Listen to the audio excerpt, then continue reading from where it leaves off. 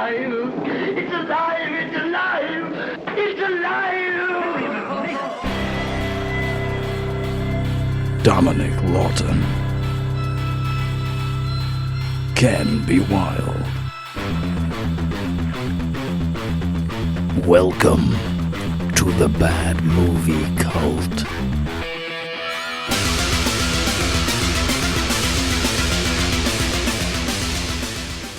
Hello and welcome to the Bad Movie Cult podcast, where each week we guide you through a film step by step, and by the end, we decide if it's good enough or bad enough to be inducted into the Bad Movie Cult.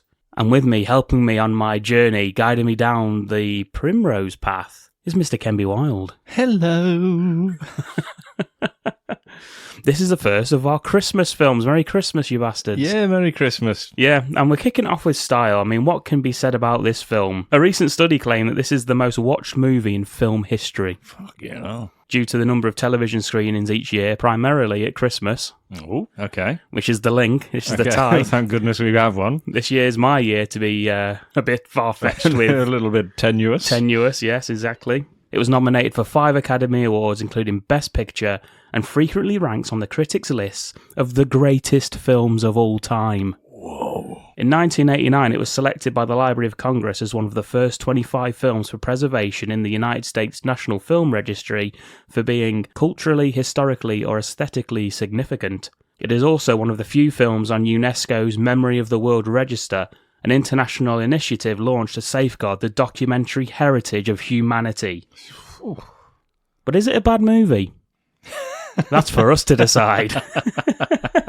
Yeah, none of all that business. Let me and you have a chat about it. Celebrating its 85th anniversary. It is, of course, the 1939 Victor Fleming film, The Wizard of Oz.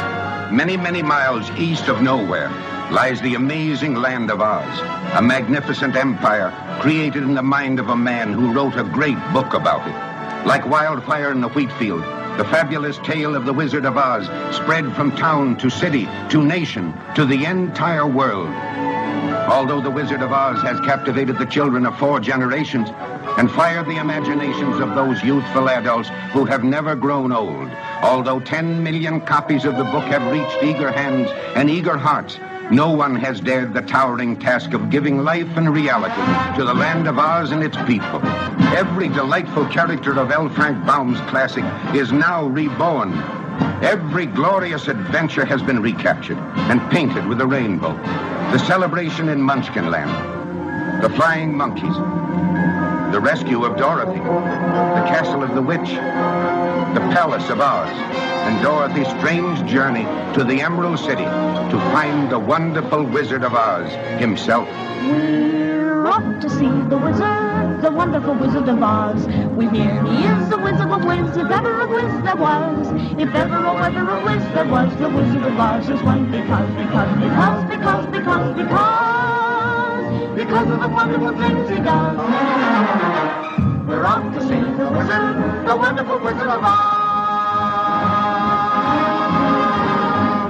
Got an IMDb rating for you, Ken. Yeah, go on. I'll guess about 5.2. Actually, let me give you the Rotten Tomatoes one first. Okay. Have a guess what this is. 68%. This has a Rotten Tomatoes rating of 98%. Oh, it's very close. Wasn't it? The 6 is the upside down one. And an IMDb rating of 8.1 out of 10. I said it's directed by Victor Fleming. There was actually 4 different directors for this. Fucking hell. Richard Thorpe started it. He got replaced by the producer because he said he thought Richard Thorpe's footage, he was rushing through the production, which affected the performance of the characters. George Cukor came in and changed everything, and the look of Dorothy, the look of the witch, that all came from this man. He had to leave to go and direct a little-known film, no one probably heard of it, called Gone with the Wind. There were some bloody films around back then, I'll tell you what. And then Victor Fleming took over. He shot all of the Technicolor sequences in this. A 3-month schedule actually turned out to be 6 months it took to film. Just riddled with issues and problems this film was. And then he left to go take over a little-known film called Gone with the Wind, because George Cukor left that one. Liability in this Cukor. And then A man who sounds like the name of a black metal lead singer, King Vidor. He took over the last 10 days of production, which was all the sepia. Killed everyone and burnt the set down. He took over production, shot all the sepia Kansas sequence stuff, and including the Over the Rainbow song. So there you go. All these different directors. Surely it's a recipe for disaster. Who cares what the critics say? I've got a plot for you, Ken. Yes, please. Young Dorothy Gale and her dog Toto are swept away by a tornado from their Kansas farm to the magical land of Oz. Is that it? And embark on a quest with 3 new friends to see the wizard who can return her to her home.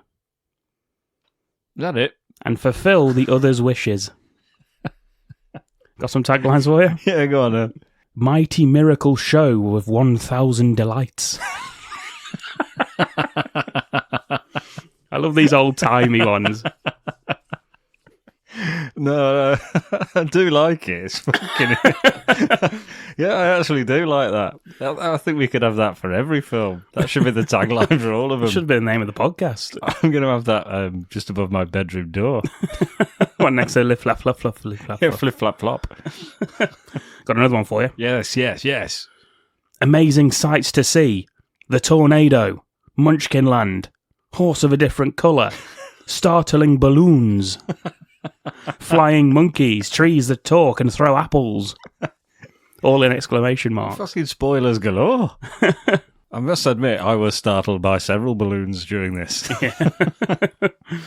Another one? Yeah, go on. There is a load of them. Okay, So I'm just going to rattle them off. Yeah, don't fucking all of them. There's short ones. Go on. Let's go over the rainbow with Judy in her greatest hit. No. Great on the widescreen. Okay. We're off to see the wizard, the wonderful Wizard of Oz. Yeah, basic, but okay. It was the wonderful and then Wizard of Oz. Oh, that's it. You like that one, don't you? Yeah, it's better now. Songs you will sing and dance to. I fucking did. The book that 80 million read. The play that 400... What? Oh, the play that 941 cities saw. I thought it was people. I was like, oh. Now the greatest Technicolor show world miracle since Snow White. Fucking hell. 9,200 living actors in the notable star-studded cast. 68 incredibly magnificent sets. Augmented orchestra of 130 pieces. A chorus of 300 rousing voices. 100 minutes of unforgettable entertainment. It's Monday Night Raw! My God! It's Dorothy out of nowhere! Scarecrow! Scarecrow! Scarecrow! And there we go. Yeah, I like that, if that was all in there. Gaiety. Oh! Glory. Ooh. Glamour. Nice. The 3 Gs. Yes. That's the words Ken's lived by. Yep, that's what I've really got on my bedroom door. And last but not least, the greatest picture in the history of entertainment. Well, 1939? Yeah. Probably was, wasn't it? Is this the oldest we've ever done? I think it is. It's got to be, hasn't it? Yeah. I think so. I don't even know what the hell we'd have to do to get lower than that. Nosferatu? Yeah, because, well, I was going to say Gone with the Wind, but I've clearly not.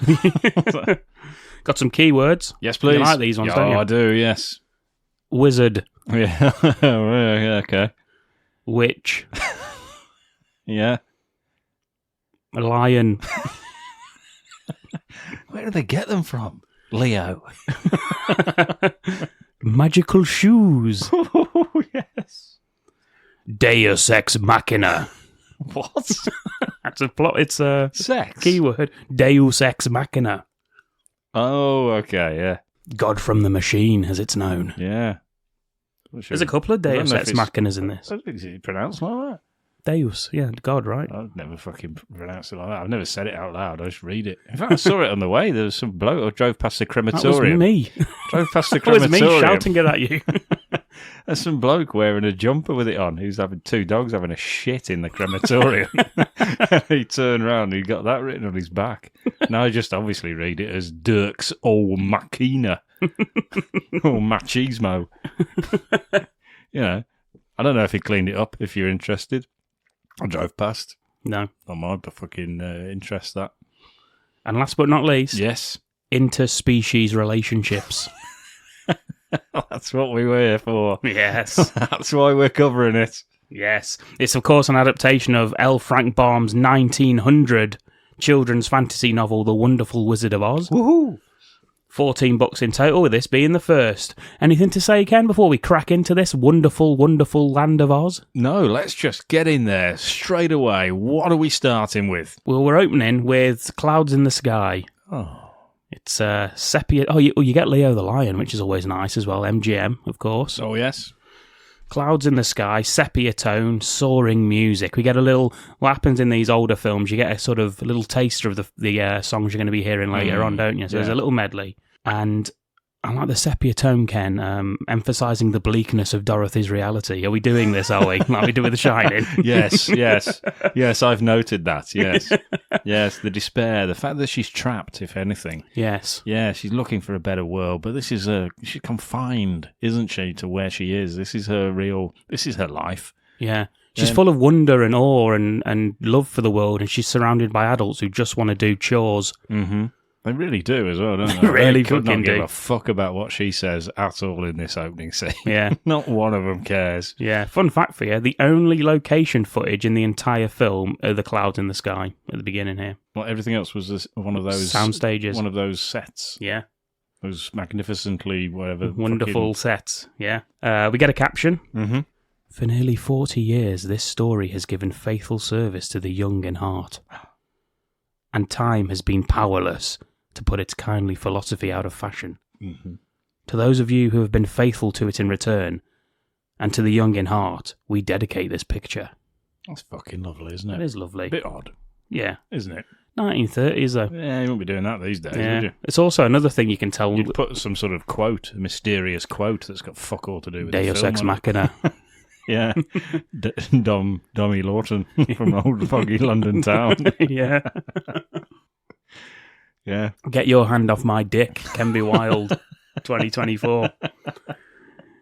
We see Dorothy, played by Judy Garland, of course. She's running up the road with her little dog, Toto. Yeah. It sounds lovely, but she's not happy. No, she's asking Toto whether the woman hurt him. Mm-hmm. She tried to, didn't she? She says. Yeah. She says all this, obviously. Yeah, not there's no dog. reply. No. They wanted Shirley Temple to play Dorothy. Yeah, okay, whatever. I don't care. Dorothy's only like 9 years old in the books. Really? So, yeah. She's a fucking big girl, isn't she, for 9? Well, she had to wear like a bodice to hide her like figure and her breasts. I was worried about reading that one out. She says, come on, Toto, let's go back to the farm and tell Uncle Henry and Auntie Em all about it. Yeah, no one remembers Uncle Henry, do they? It's all Auntie Em, isn't it? It's all Auntie Em. Yeah. Yeah, poor old Uncle Henry. Yeah. But then again, he doesn't really give a fuck, does he? Just doddering about, just wants to sit down, doesn't he? Yeah, he's not bothered, is he? The thing is, Ken, she's a young girl searching for comfort and safety, but is surrounded by hard-working, practical adults. Mm-hmm. Yes. Yeah, so I think it's a life lesson back in the 30s, you know, there's one that's continued through to modern day. Auntie Em and Uncle Henry, they're busy saving baby chickens after the incubator broke. They're literally counting their chickens, aren't they? Which they say you should never do at different times. Well, they've hatched, so... Yeah, I know, I didn't finish the phrase, so I could just say that. Oh, right. You know, fuck it, yeah, thanks, Dom. So she tells Dorothy to fuck off because they're busy with that. She goes and speaks to the farmhands. We've got Hunk. Yeah, he deserves that name, doesn't he? He definitely Must does. have meant something else back then. We've got Hickory. Yeah. And we've got Zeke. Oh, yeah.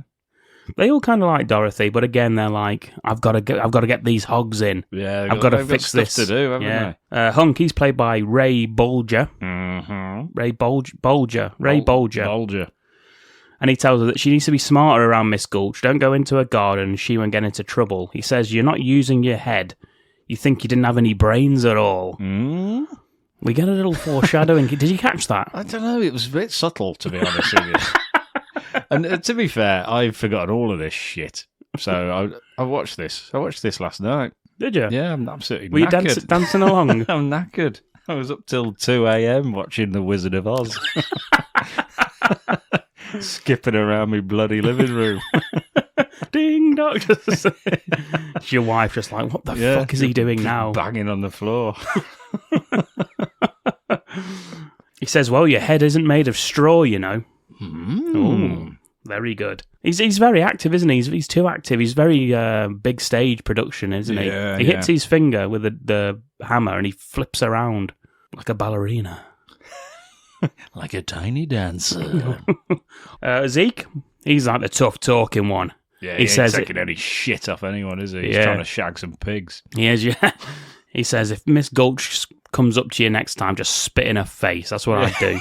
Yeah, thanks, Zeke. That's some good advice there. Very good, Zeke. And as he's saying that, Dorothy's sort of balancing on the... Yeah, she's not even interested. She's come for help. They're offering advice, and she's just fucking about, isn't she? Yeah. And to be honest, it's all her fault, isn't it? Because it's like her dog. Just put Toto on a fucking lead. Yeah. How about you do that and don't let him just go into Miss Gulch's garden and chase the cat? If it's all because of that, don't fucking let it happen. Mm. That was what Hickory says. Yeah, but he's in the background now. I could hear him. Yeah. Hickory will be played by Ken in the stage production. It's your fucking fault, Dorothy. Just showing it. Dorothy! You could have prevented all of this, you twat. This is your fault. You were to blame. Anyway, Dorothy, she's balancing along the fence. Yeah, there she goes. And she falls in, and Zeke has to jump in to help. It doesn't look like she needs much help. The pigs are more terrified of her than anything. Although, if she'd have laid there for long, they would have probably eaten her. Mm. And, you know. 4 days. Yeah, she'd have been gone. Yeah. So he helps her out. They all rush over, see what's going on. And Zeke looks like he's having a heart attack, and they all laugh at him. Yeah. Good times. Look at you, Zeke, you scaredy cat. That's until Auntie M storms over and bollocks them all. What are you doing? What are you doing? There's work to be done. Don't you see how many chickens Uncle Henry's got down his slacks? Yeah, he's over there just dancing about. Hickory tries to get his shtick in as well. Oh, if I only... And they're like, shut the hell up, Hickory. And Auntie M, she's never let anyone finish a sentence in her fucking life, has she? She just interrupts them, shuts them down, and starts telling them what she wants to say. Yeah. She's fucking having none of it. And it says, don't start posing for your statue now, or whatever Hickory says. And so, here's some crullers and get the fuck out of here. So they fuck off, and Dorothy tries to tell her what happened with Toto, but she brushes her off. Exactly. She interrupts her as well. She's like, I don't give a fuck what happened. Now, she brushes her off and tells her to, you know what you can do, Dorothy? Go find a place where there isn't any trouble. Yeah, like prison. Yeah. Go to prison. I don't think there's a lot of trouble in prison. Fucking women's prison's easy, isn't it? I don't know, it's quite sexy, isn't it, in Yeah, I'd women's like prisons? to go to a women's prison. If I was going to go to prison, I'd request I was sent to a women's I prison. think you could do that now. I think so. Am I allowed to? I think you just say, yeah, I'm a woman. Yeah. I'm not. Oh, well, then you can't get it, so you failed it. Oh, shit. You failed instantly. This is the first test. Are you? No. Damn it. Case dismissed. Oh, fuck. Ken, do you suppose there is such a place? No. Oh. Except for a women's prison. Well, that's kind of hard to rhyme, isn't it? So they went with a different. They went with rainbow, much more easier. I don't know. Rainbow doesn't rhyme with anything in the song, though, does it? We get the song "Somewhere Over the Rainbow," sung by Judy Garland. Somewhere over the rainbow, way up high, there's a land that I heard of once in a lullaby. Somewhere over the rainbow, skies are blue, and the dreams that you dare to dream really do come true. Do you like that song, Ken? It's all right. I don't care, really. No. I wouldn't listen to it. I wouldn't, put it on in the car. No. Were you not crying like a little bambino? Of course I was. That's why I wouldn't listen to it in the car. It's dangerous. Fun fact for you, I remember... Crying. Yeah, I remember being very, very upset and depressed about something in my life, and Ken rang me and sang that down the phone to me. I remember that, yeah. Yeah, it's good times. Yeah. I was just trying to help. Yeah, it did help, thank you. That's all right. So I'm here. We get another song now. It's Miss Gulch's entrance music. Dun dun dun dun dun dun dun dun dun. Oh, no, it's. Yep, she's got a little trumpet.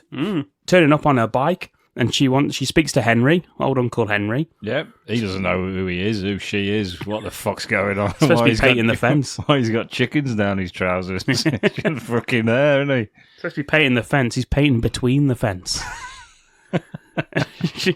she turns up and says, "The dog's bitten me on the leg, Henry." Maybe not like that. Yeah, for fuck's sake, man. And she's like, "What?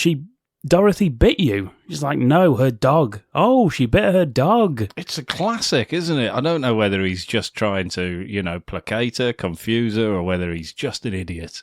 I wasn't sure. Mrs. Gulch's sharp, severe appearance mirrors her cruelty, I've written.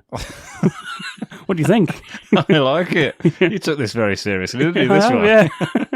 I know you're talking about the sort of mayonnaise of the previous one. Yeah, the beans on toast. Yeah. So I thought I'd join in. Yeah. For this one. I think it works well on this children's fantasy film from the 30s. Yeah, thank you. She tells them that Toto's bitten her leg and she has an order from the sheriff allowing her to take Toto away to be destroyed. To be murdered. Yes. It's as simple as that. Yeah. Yeah, you get bitten, you get killed. The way she looks, though, it's like she didn't get bitten. So when the sheriff's like, all right, let me see your bite. She doesn't have one, then what? It's on her inner thigh. Oh. Back in the 30s, you couldn't just raise your skirts back then, could you? Nowadays, you could. Yeah. You'd let it all hang out, wouldn't you? Yeah, I would, yeah. Auntie M says that you can't go against the law. Mrs. Gulch says that there's laws against folk keeping dogs that bite, and they can take your farm. Yeah, they'll take your farm and everything unless I just take your dog and kill it. Yeah. And M says, that's absolutely fine, then please do. It's not my dog anyway, it's Dorothy's. So you can take her dog and kill it. Yeah. Leave the farm, please, thank you. Dorothy runs off. Toto gets put in the basket. And Auntie M says she's been waiting 20 years to tell Miss Gulch exactly what she thinks of her. Yeah, and she calls her a cunt. Yeah. Yeah, punches her in the face. Miss Cunt. Punches her in the face and drops the stunner on her. Stone cold. Bang. Done. Yeah. She's out of there. Henry does the frog splash. Yeah. Kills the chickens in his pants. Didn't think of that. Yeah. Miss Gulch as well. He's done it the wrong way. He's done it out the window. He's outside again. It's fallen backwards. Bloody idiot. Yeah. And she says now being a Christian woman, she can't say it. And she walks off, storms off. And Uncle Henry's just sitting there laughing. Yeah, he ain't got a clue what's going on, has he? No. At least he's having a good time. Yeah, good luck to him.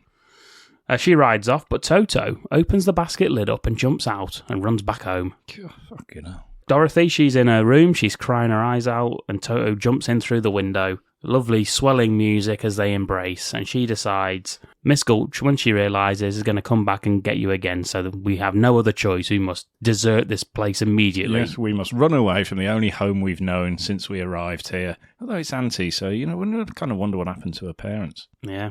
I don't know. I haven't read the book, whether it tells you in there. And she bumps in to Professor Marvel. Oh, fucking hell. This is played by Frank Morgan. Oh, yes. Who, yeah. Go on. Who the fuck's he? He's some old fuck. And he plays about 12 characters in this. Oh, right. So okay. keep an eye out for him, listeners. Okay, right. Sorry. Did you notice that, Ken? Or were you oblivious to the whole thing? What? That it was a man in it? That Frank Morgan was multiple men. Oh, yeah, I did notice that, yeah. Yeah, well, very good. I just didn't care what his name was. Oh. Professor Marvel, he's a travelling carny and a scammer fortune teller. Do you know what it says on his caravan? Professor Marvel. It does say Professor Marvel, yeah, but one of his talents is... fingering. A balloon. Well, maybe. He's a balloon exhibitionist. Which means he's probably naked ballooner. Runs around blowing balloons up in the nude. He's the ballooniac. He's back. Where you least expect him. Is that his origin story for the ballooniac? It could well be, yeah, from the 30s. 1930s. The ballooniac was at his peak. Naked man in a turban. Yeah. Well, now that you've said that, my next note makes sense to me now. now that he's a naked balloonist, because I've put Toto bites his sausage. He does, yeah. He says, "Oi, mind me, snorkers." Another one there for the regular listener. Yeah. And she's like, Toto, I'll tell you what, I'm going to be throwing these little references in all the way through, just for old episodes. You're going to find out what the bloody hell I'm talking about. And Toto's like, and not Toto, Dorothy's like, Toto, that's very rude. We've not even been asked if we can stay yet. And Professor Marvel's like, get that dog destroyed instantly. He's just bit my sausage. Ouch! Ouch, I say. He says that he's been travelling the fucking world. Yeah, seems a bit unlikely, doesn't it? Yes. Doing this shit. Yeah. He's just in a field eating a sausage. He's even doing that because his dog's nicked it. Just in a caravan. Yeah. And she says that she wants to go with him, go see all the crown heads of Europe. And he says, absolutely, yes. There's nothing I'd like more than a 17-year-old to come with me on my... She was 16 in this. Oh. Well, Judy Garland was. Right. I don't know how old she was supposed to be. 9. Dorothy was 9 in the book, yeah.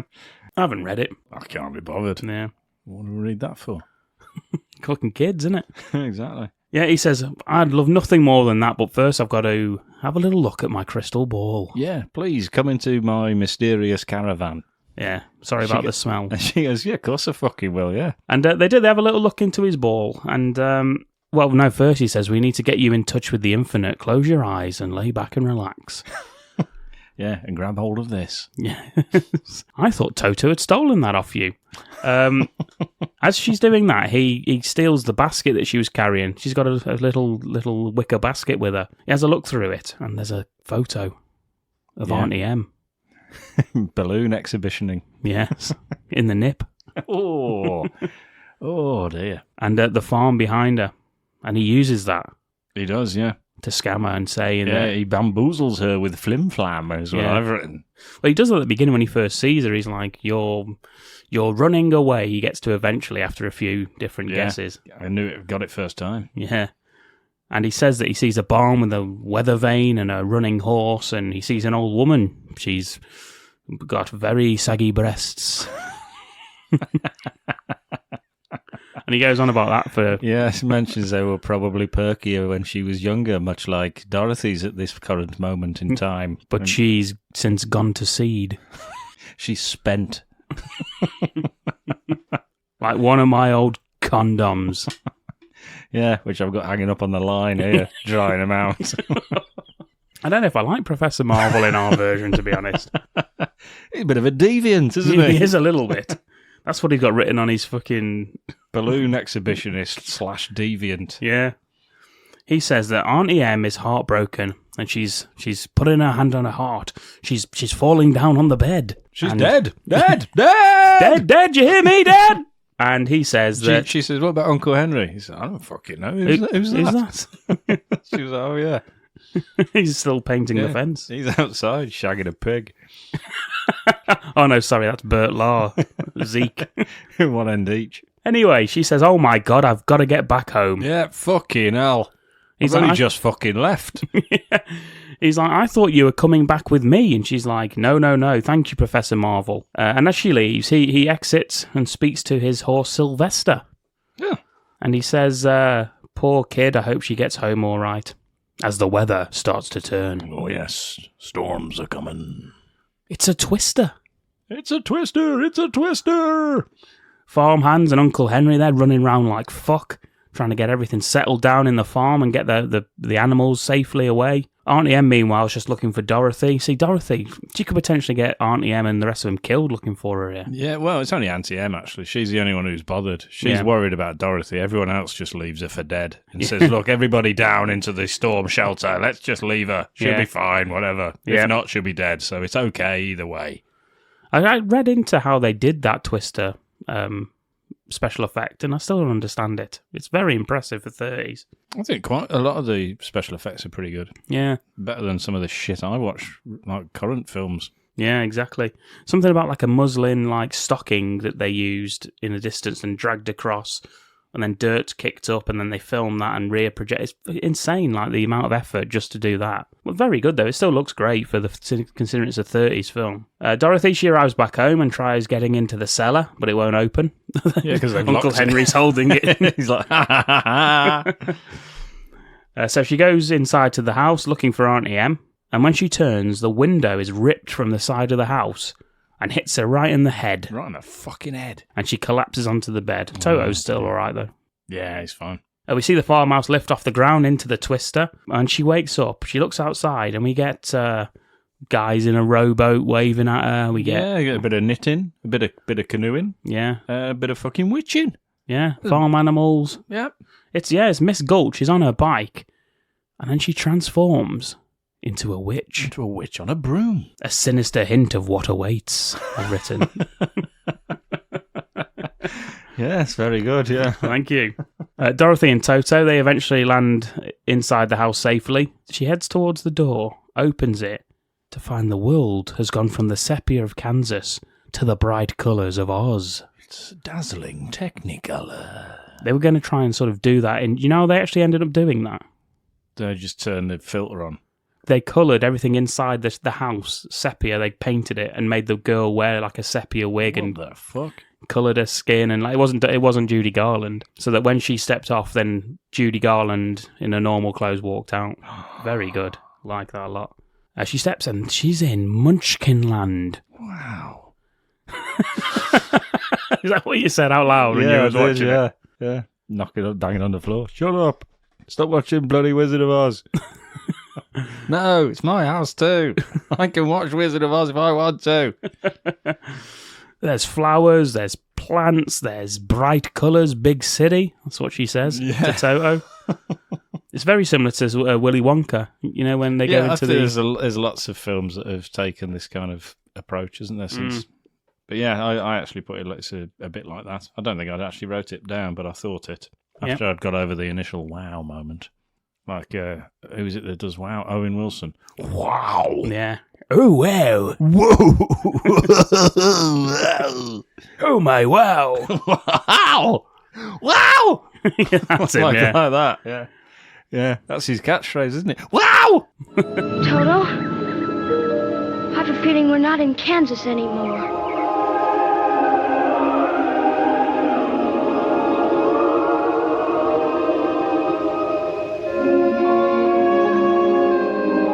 We must be over the rainbow. Just that little phrase has gone down in history as well, hasn't it? It's used when Kansas got fuck all to do with anything. Yeah. Isn't it? Where you just don't recognise where you are. Dorothy says, we must be over the rainbow. And just as she says that, a big bubble. A big fucking glowing orb. Turns up and pops right in front of her. And out pops. Some woman who should know better than dress like that. Dress like a fucking kid. She says, are you a good witch or are you a bad witch? And Dorothy says, I'm not a witch at all. I'm Dorothy Gale. I'm from Kansas. This is my dog Toto. I'm looking for Auntie Em and Uncle whatever his name was. She says, well, is that the witch? I said, no, Toto's my dog, you idiot. You fucking moron. She says that she's confused because the Munchkins called her to tell her that a new witch has dropped a house on the Wicked Witch of the East. Fucking hell. And there's the house. And there you are. And that's all that's left of the Wicked Witch of the East. Bloody feet. Yeah, that's a classic shot. That gets... bloody feet under the house. Striped leggings, ruby slippers. That gets lampooned in everything. Dorothy says that she isn't a witch. She says witches are old and ugly. And we get little laughter. Little tittering laughter. Not from bloody Glinda. She's like, fuck you, bitch. I'm a witch. Yeah. And she's like, oh, sorry. She is, yeah. She's Glinda, the Witch of the North. To which Dorothy apologises. Says she's never heard of a beautiful witch before. Yeah. And I like this because this is a great life lesson for kids to learn. Only bad witches are ugly, so only ugly people are bad, is what it's telling you right. there. So their like outer appearance reflects their inward feelings. Yes. And their attitude. Yeah, if you're ugly, no one will like you, you fucking witch. Yeah, so all you ugly people out there, you bastards. Yeah, well, at least that's what I said to my receptionist at work, but, she is ugly, so what do you expect me to do? Yeah, she should know better. Going to work ugly. I won't make a little effort. And slapped her on the arse. And then regretted it because she's ugly. Yeah, it was like, that was horrible as well. This has got to be one of the most iconic scenes in cinema, hasn't it? What follows now? I don't know, I went to get a drink. Ah. Missed this bit, what happened? She starts singing, Glinda does, and out pops. Oh, yes. It's the Munchkins. I've written they all come out of nowhere, and it's like the Paralympics opening ceremony. Oh, no. Let the joyous news be spread, the wicked old witch at last is dead.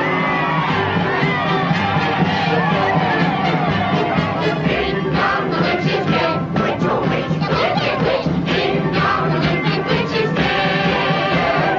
Wakes up the sleepy head, you rise me out of bed. Wakes up, the wicked witch is dead. She's gone where the mountains go below, below, below your home. Just open up and see. Ding dong, the merry-o, singing high. Wicked witch, the wicked witch is dead. The mayor of the Munchkin City, a.k.a. Dom Lawton, appears. He's got to verify that the witch is legally dead. So he calls on his coroner, Kenby Wild. Can I say that the coroner, all coroners should Dress like that. should dress like this and deliver the confirmation of death in exactly the same way. What song? Yeah, it would lighten the mood a little bit, wouldn't it? It would. He's like you, isn't he? He's got the beard Yeah, and the I loved hat. him. I loved him. I really thought he was clever. We get the lollipop girl. I thought he was clever. He's got a fucking certificate. He has certificate. We get the lollipop guild who look like they're ancient but children at the same What's time. going on with them? Yeah. And then to break up this fucking singing and dancing, the Wicked Witch of the West Yeah, appears. it's quite a long song, isn't it? That. Yeah, it's a massive scene full of dancing and joy. No wonder Ken hated it. Yeah. I thought you said she was dead. That was her sister, the Wicked Witch of the East. This is the Wicked Witch of the West. She's worse than the other one was. Who killed my sister? Who killed the witch of the East? Was it you? She appears in a flash of fire and smoke, and she's furious about her sister's death. All she wants is the ruby slippers. My note is Margaret Hamilton is superb in this role. Oh, is that who she is? She is. I've only seen her in one other thing, I think, which was House on Haunted Hill or 13 Ghosts, one of the whichever one, the black and white version of either one of those. Oh, I've never seen her at all. Have you not? I don't know. Were you watching this film, Ken? I think so. She was in it quite a lot. Oh, right, yeah. Glinda, she actually magically transfers the slippers onto Dorothy, and the sister's feet sort of roll up and disappear underneath the house. Yeah, I don't know what that's all about. She tells her that you have no powers here, Tra-la-la. and to be gone, and before someone drops a house on her as well. And then she delivers the line. Yep, another line that gets used a lot. You stay out of this, Glinda, or I'll fix you as well. Oh, rubbish. You have no power here. Be gone before somebody drops a house on you, too. Very well. I'll bide my time. And as for you, my fine lady, it's true, I can't attend you here and now as I'd like. But just try to stay out of my way. Just try. I'll get you, my pretty, and your little dog, too.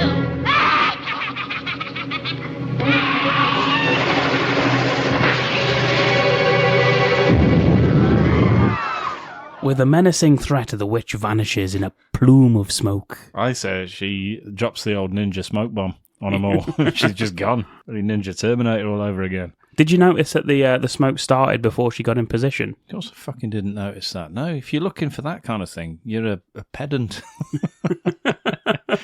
And you've been told, leave the kids alone. Yeah, by Pink Floyd. Yeah.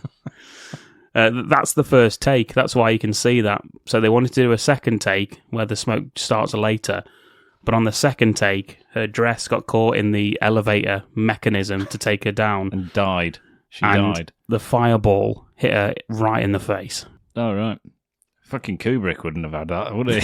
He'd have still been saying, right, let's do it again. Yeah. And again, and again. Burnt her whole face and hands. And luckily for Margaret Hamilton, the foundation of the makeup she was using was copper, which increased the burns tenfold. And so she suffered third-degree burns all over her face and hands. Oh, well done. And she had to be off work for 3 of the 6 months of the filming to recuperate. Well done, Margaret. Who was supposed to set the smoke off in the first place and got it wrong? Do you want the name of the man? I think he's probably dead by now. Baldwin. Must be one of them. Alec Baldwin. Yeah, was it him? Maybe. He usually fucks things up, doesn't he? Dorothy asks Glinda, how does she get home? And Glinda suggests that she seeks out... Glinda says, I'm a witch. I can fucking go home whenever I want. I go home in a little bubble. Yeah. That's how I got here. She says, you need to seek out the Wizard of Oz. Everyone bows. She says, how the fuck do I do that? Yeah. Which one of these little fucks is the wizard then? All of them, probably. Yeah, that coroner. Is it Kenny the coroner? Or is it old bloody Mayor Dom over there? If any. She says, all you've got to do is simply follow this road here. Is that the... No. Yeah. Follow the yellow brick road. Huh?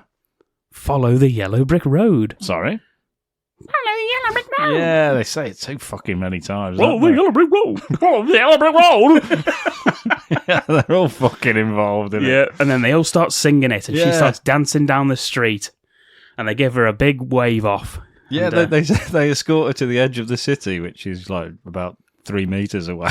And they Yeah. just stop and wave at her. That's a long fucking way for them. Yeah. Yeah, and I'll tell you what, she'd get there a lot sooner if she stopped fucking about with her skipping, wouldn't she? She'd keep skipping backwards a couple of steps and Yeah. to the side. You'd be like, oh, just fucking go. They're all waving here. Yeah. Our arms are only little. You're off to see the wizard, the wonderful Wizard of Oz. You'll find he is a Wizard of Wiz, if ever a Wiz there was. If ever a Wiz there was, the Wizard of Oz is one because of the wonderful things he does. You're off to see the wizard, the wonderful Wizard of Oz. Thoughts on the Munchkinland scene, Ken? Big fan? Lovely. When Thought would- it was lovely. When would you have first seen this? As a little child? Last night. Yeah, as a kid. Were you ever scared of this film? A lot of people say they were scared of it in certain no, scenes. I think I was perhaps. I was a bit more scared of the second one, The Return to Oz. That is still terrifying now, yeah, though. so I was probably more scared of that. But I didn't really like the monkeys in this one. Hey, with them. yeah, I didn't like it. I was more of a Beatles fan. Davy Jones. I didn't like him. Yeah. Yeah, it was just the haircuts. No, I didn't really like them. Yeah. That was about it, though, really, for me. Mm. That was it. I wasn't really scared of this shit. Anyway, off she fucks down the road, and she meets her new best friend. It's, of course, a scarecrow. Oh. They're lost, you see, Dorothy and Toto. Yeah, it's because they're following the yellow brick road, but then it goes to, like, she comes to a T-junction, doesn't she? Yeah. Yeah, and it goes both ways. Yeah. She said, which way do we go? Said, that way's a nice way. And she's like, who the fuck said What the that? fucking hell is that? She says. And she to sees, Toto. Toto's like, I'm just a fucking dog. I ain't got a clue. I don't even speak. and the scarecrow's pointing one way. He says, it's pleasant down that way too. And he moves and points the opposite way. Fucking hell. He says, of course, people do go both ways, and points both ways. And But you can go your own way. Very good. And they end up getting into a conversation, and she says that, how do you talk if you haven't got a brain? He said, I don't fucking know. Yeah. That's the point. He says some people without brains do an awful lot of talking, don't they? Oh, what an insight into society. Yeah. And more so relevant than ever before. Yes, Only absolutely. listen to us fucking idiots for a start. The Scarecrow, he gives us a song and dance number himself now, Yep. wishing that he had a brain. What would you do with a brain if you had one? Do? Why, if I had a brain, I could while away the hours, conferring with the flowers, consulting with the rain. And my head I'd be scratching while my thoughts were busy hatching if I only had a brain. Anyway, she says, I'm going to go see the Wizard of Oz because I need to go back to Kansas. And he says, oh, maybe I can come with you. And she says, not after watching that. You can go fuck yourself. He says, I can. I can, yeah. I can. Don't you worry about that. You don't see me do the splits. Yeah, I can do. She says, maybe you better not. I've got a witch after me, so, you might be in trouble. And he says, I'm not scared of witches. All I'm scared of is a lit match. But he'd face a whole box of them for a chance to get some brains. Listen, I don't eat and I can't think, so I'm the perfect companion. Which is kind of true. Yeah, fair enough. And she says, go on then, you can come with me. And so they start dancing down the road, and there we go. Lovely. I put, the Scarecrow, with his lack of wit but kind heart, quickly becomes Dorothy's friend. Yeah. I've put the idiot joins her on her quest. Actually, I prefer yours. We get to watch Dorothy get hit by a tree now for picking some apples. Yeah, the witch is there, isn't she? Watching them. She's peeping, But, yeah. but then she's got no part in this scene, so I don't really know why she's there. She's not there again after a minute. No. I thought she was going to get involved, but she ain't fucking bothered. No, she's just watching. She Yeah. could do that with the crystal balls, though, so I don't know why she's there. Yeah, I don't know. Something to do, I suppose. Not much to do, is there, in Oz?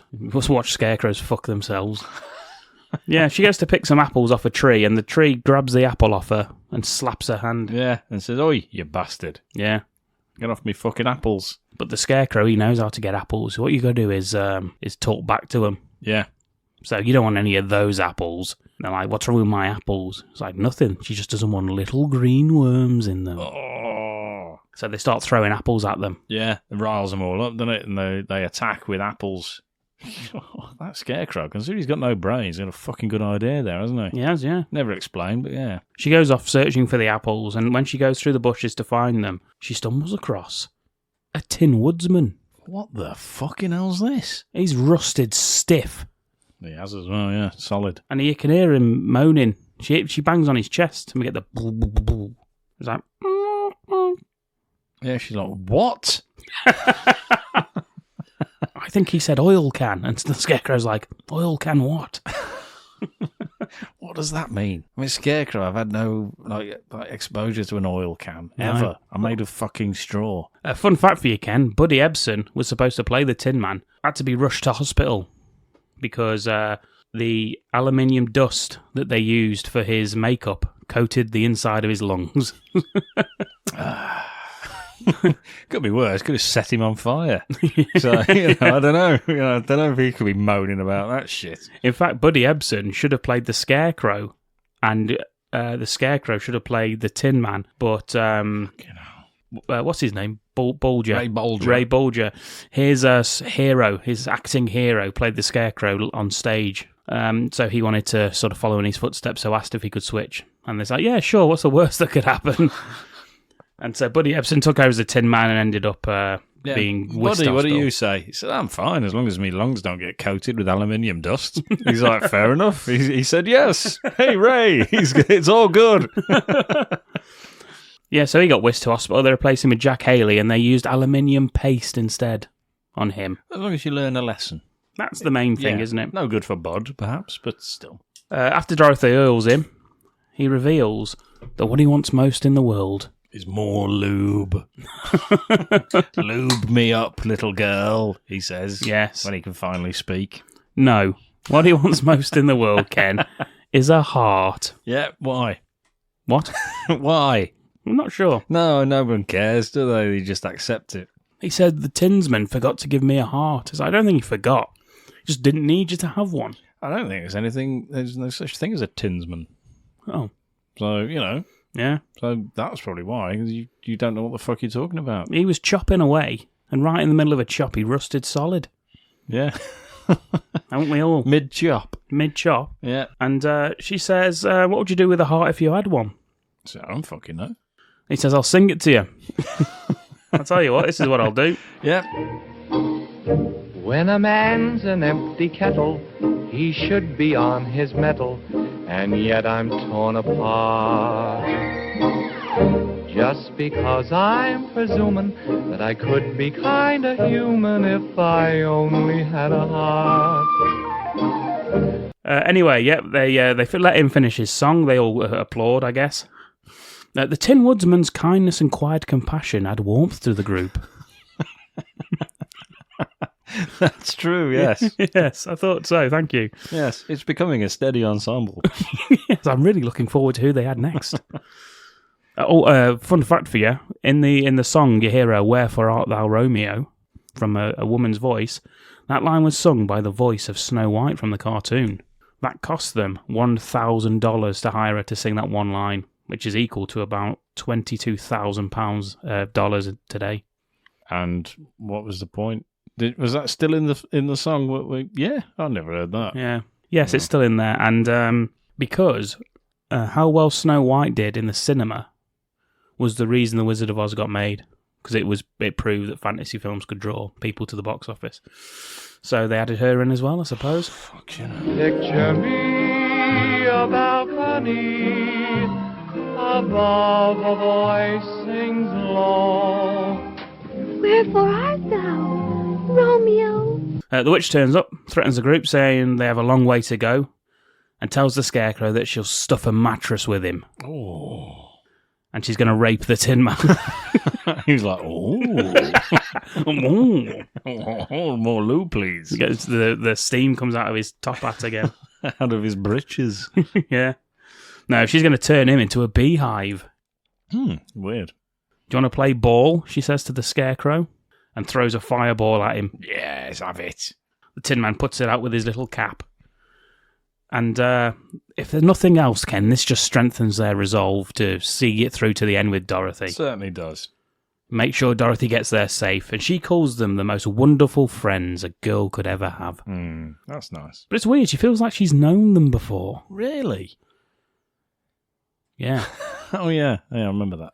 Urban legend as well about this scene, as they're dancing off down the road, was that a munchkin hung himself in the fucking background of this scene.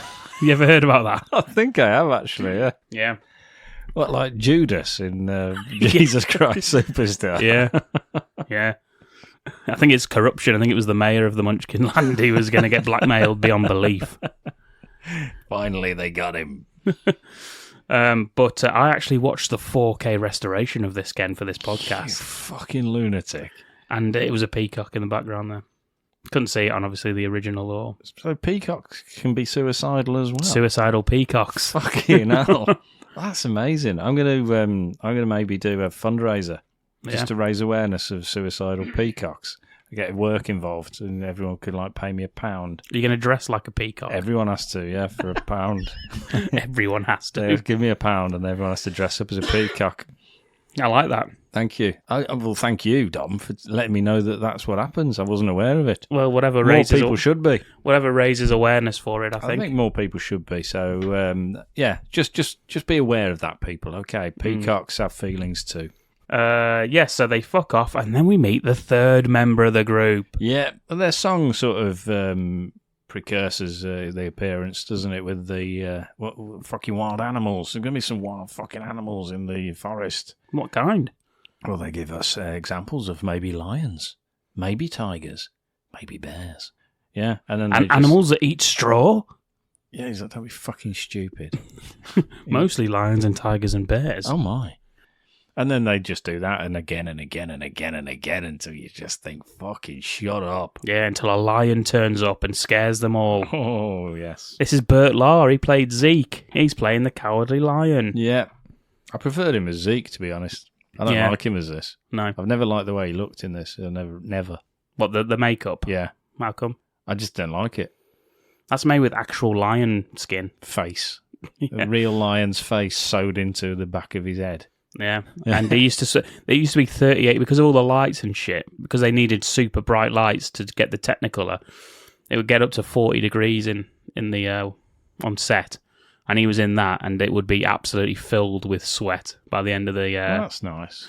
Yeah, and they hired 2 people, and all their job was to dry it out for the next day's shooting. Yeah, and he said it absolutely stank, and it was just like proper lion pelt is what it's made of. But why do they have to do that? So he doesn't get into a soggy lion pelt. No, I mean, why do they have to get a real fucking lion pelt? Soggy lion pelt's a good name, isn't it? I don't know what for. Why do they need a real lion pelt? Oh, I don't know. Okay. Someone just decided that'd be a good idea. What, let's go and kill a lion? They probably already had for it. this. Yeah. For this film. Well, I mean, people are still doing that now, so... Wow. That's deep. Yeah, I've just listened to the Earth song by Michael Jackson, so... yeah, he scares them and chases Toto. Dorothy slaps him in the face. Yeah. And he starts crying. Yeah, you fucking have a bit of this. Judy Garland was ruining takes because she was laughing at Burt Lahr's performance of the Cowardly Lion in this scene until Victor Fleming, the director, took her to one side at 16 years old and slapped her in the face. So she didn't laugh for the rest of the scene. Kubrick, taking notes. Yep. Fleming felt so guilty afterwards that he asked a production member to punch him in the face and break his nose. Well, that's fucking grown up of him, isn't it? It's like a little fucking sister-brother thing. No, don't tell, you can hit me back. She said not to and kissed him on the nose to say that she forgave him. Isn't that a horrible story? What a really awful story that is. She had it bad on set here. Every story we've got about these is fucking horrible. Yeah, they reckon this is how she got her addiction to barbiturates. They would give her barbiturates to keep her awake for filming. They were doing like 14-hour days on this film. They were feeding a 16-year-old 14-hour fucking days. Doing I what, wasn't though? just dancing and skipping about and fucking having a laugh. That's tiring, though, isn't having it? a fucking laugh, was I? Proper work. Like what? I can't remember. Watching TV. Yeah. So they reckon that's how she got. And also, the Munchkin actors apparently would get drunk on set and they'd try and chat her up and like feel her up when she walked past. The Munchkins were all sort of adults, weren't they? They were like a travelling circus of midgets. Yeah. So there you go. What a great time for it. It just sounds right. Oh, laugh, doesn't it? Back in the 30s. Well, they interviewed Jack Haley, who played the Tin Man, and he was like, I don't know why people asked. Like, I bet it was fun working on it. He said it was the least fun anyone's ever worked on a film. So there you go. A bit of magical behind the scenes for you, isn't it? Yeah, you're literally a peek behind the curtain there. Yeah. The Cowardly Lion says, I'm afraid of everything. I even scare myself. She says, well, why don't you come with us? We're getting him a heart, him a brain. I want to go home. I'm sure the wizard can give you some courage. Yeah, so they all fucking dance off together. Does he get a song now, or is it later? The King of the Forest song. Oh, that's much I know, later. If I Only Have the Nerve, isn't it? It's that one. Yeah, he does have one. He gets the same fucking song. Yeah, here's a clip of it anyway. Oh. Yeah, it's sad, believe me, missy, when you're born to be a sissy without the vim and vibe. But I could show my prowess, be a lion, not a mouse, if I only had the nerve. They dance off, and I put Ken with a mixture of humour and tenderness. Dorothy invites him to join them, and they continue toward the Emerald City as a team, each with their own hopes and insecurities. Yes. Do you like that? Yeah, I really do, yeah. I had more fun writing the notes than watching the film. The witch, she watches all this. Yeah, I've put the witch sees all, and she's got a little monkey fucker with her. So similar notes. When I was a kid, I thought that was a real monkey. I thought it was a real monkey. Yeah, this guy they hired, like all he did for his whole career was pretend to be a monkey on stages and stuff. Good at it, He's though, incredible, yeah. And yeah, maybe was it Andy Serkis? I was just about to say that, yeah. Was it him? His granddad. Oh, Grandpa Circus from the circus. Yeah. Yeah, she's watching from a crystal ball and she makes a poison to put them to sleep. And she uses the poppy field they're about to cross in order to send them to sleepy go bye-bye. And yeah, they say, oh, that must be the Emerald City, that painting over there of a big city. Yeah, there's the Goblin Castle. Yeah. Through past the Goblin City. And they say, let's hurry. And Dorothy's like, yes, let's run. And so they all run through the poppies. And then the lion, Toto, and Dorothy die. They fall asleep. Yes. Don't stray from the path. Bad things happen if you stray from the path. That's from a film. Yeah. Yeah, Sam Hain. Fucking awful film. It's brilliant. I love it. It's got Jenna Jameson in it. Oh, doing what? Get her fucking tits out, that's what. No, fair enough. The Tin Man starts crying, because that helps. Yeah. And rusts himself into total stillness. And the Scarecrow cries out for help. Yep, I've put Dorothy falls asleep, Toto dies, as does the lion. The happy memories from this film. Unfortunately, good witch Glinda turns up. Unfortunately. Makes it snow and everything's fucking alright again. See, that didn't even last long, did it? They're trying to bring in peril for about 20 seconds. Oh no, that's what you really call mild peril, isn't it? Yeah. It'd be very, very mild peril. Yeah. Fun fact for you, Ken. Yeah. Real snow? No. Real heroin? No. The flakes of snow were made from asbestos. These fucking lunatics. Which at the time was known to be hazardous. It was great. It was known that it was carcinogenic. They still used it. Well, why not? And then they're like, you know what? We're all going to be dead soon off this anyway, so let's skip. Let's skip from now let's until... continue having a little song and let's just fucking go. And then we get the iconic linking arms skipping down the road together. Yeah, off they go again. This has quite a following in the LGBTQ plus community. Why? I think there's a lot of... Because it's colourful. They say rainbows in it. Is that why? Maybe. Yeah. Yeah, let's Google it. Why do gay people... Like this shit.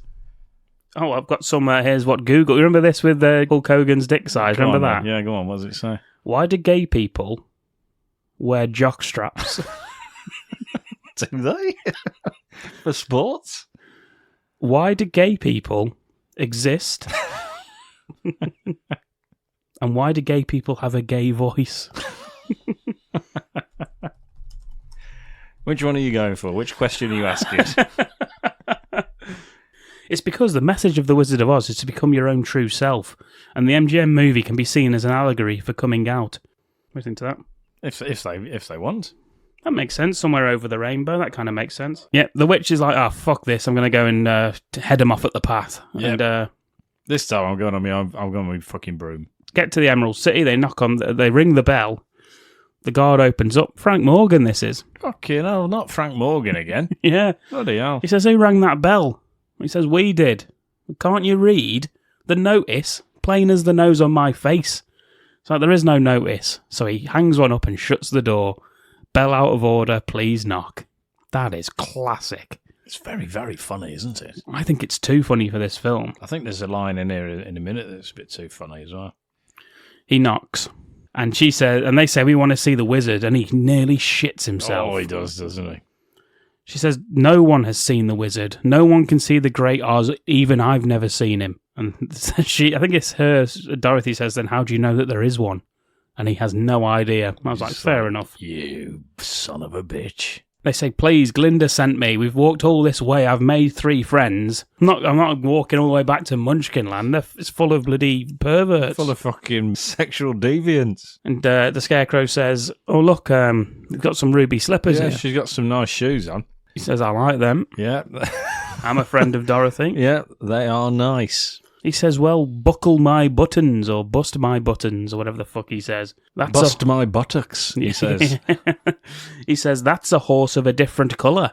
Come on in. I like that. And they get in there. Another fucking soundstage. Yeah. Blatant. Yeah, and they have a fucking other song.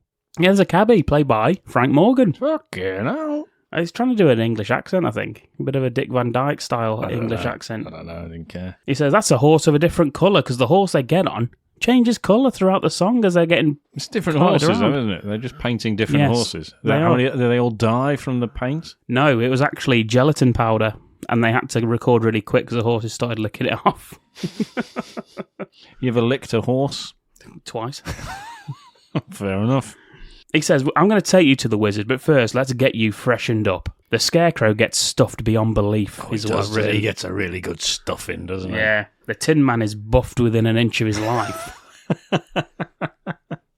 He's getting his buttocks buffed when you see him. He certainly is. Tapping away with his bloody with a big hand. old fucking grinder, isn't Yeah. it?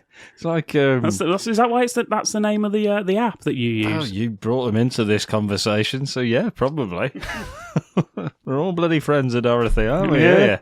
The lion gets a perm and a little bow in his hair. Yeah. Dorothy gets some barbiturates. She gets a barbiturate addiction and sent on her way, which is lovely for everyone. Just then, when they're about to head off and they're all singing, actually everyone starts laughing like mental patients. Because it's a laugh song, isn't it? Oh, with a ha ha ha and a and a he he he. All that fucking nonsense. Meanwhile, interrupting this laughter, the witch has turned up in the sky, and she's spelling the incredibly short words, surrender Dorothy in the sky in smoke. They did that with a needle in water and shot milk out of it to make it look like smoke. I don't know how the fuck they did that one either. I was reading it, I don't even understand how they did that. Fun fact for you about that, Ken. You know when you see the witch on the broom? I thought that was a fun fact, yeah. Flying around. They wanted Margaret Hamilton to do that after she came back from her injuries, and she Welcome back, Margaret. she refused to do the stunt. So they got her stand-in to do it. Yeah. Who got injured by the smoke machine on the back of the broom. Jesus Christ. Well, at least she's learned something, hasn't she, from this, Margaret Hamilton? Even though she's got a big burnt fucking face. Yeah. At least she learned something. Another Frank Morgan, he settles the crowd down. He's got a big beaver on his head, or whatever the fuck he's got. He says Oz has seen it and he's dealing with it, so everybody can disperse. It's all okay. Dorothy asks to see the wizard, but he says no one can see the wizard. Not no way, not no how. Yep, the wizard says, just fuck off. Yeah. And leave him alone. The Scarecrow points out, but she's Dorothy.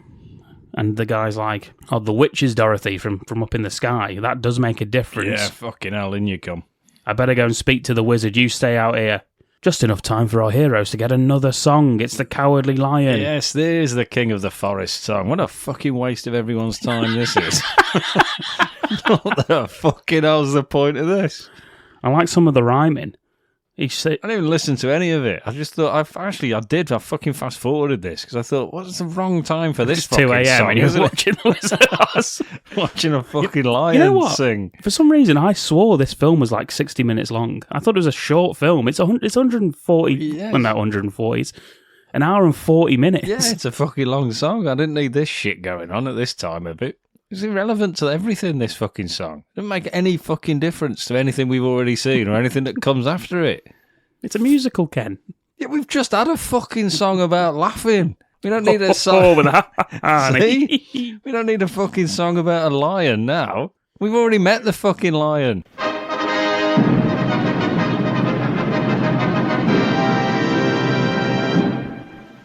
If I were king of the forest, not queen, not duke, not prince, my regal robes of the forest would be satin and not a cotton and not chintz. I'd command each thing, be it fish or fowl, with a woof and a woof and a royal growl. They say to him, if you were the king of the forest, would you be scared of anybody? He's like, not even a rhinoceros. And he says, impocerous. It's not even a word. What about a hippopotamus? I'd thrash him from top to bottomless. Bottomless? Bottomless. Bottomless. It won't be bottomless. He's not going on a brunch. And he says, supposing you met an elephant, he says, I'd wrap him up in cellophant. Supposing you met a brontosaurus, I'll show him who's king of the jungle. That's what he says. Yeah, nice one. What a fucking load of rubbish. Because of courage, Ken. That's why you'd do it. But he doesn't have any. That's the punchline at the end of the song. Well, the Tin Man didn't get a fucking solo. No. He sang a little bit, but that was just the same as the fucking If I Only Had a Heart. It was just the same as the Scarecrow. Scarecrow gets the whole song.